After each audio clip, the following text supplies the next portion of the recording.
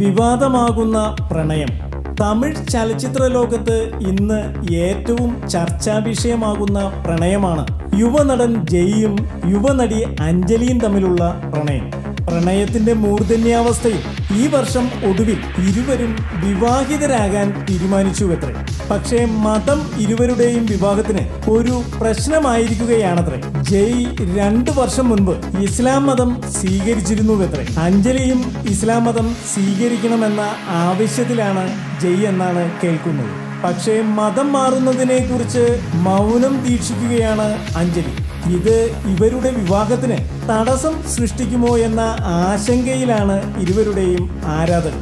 തെലുങ്കിൽ സാമാന്യം തിരക്കുള്ള നായികയാണ് അഞ്ജലി. മതം ഇവരുടെ പ്രണയത്തിൽ വില്ലനാകുമോ?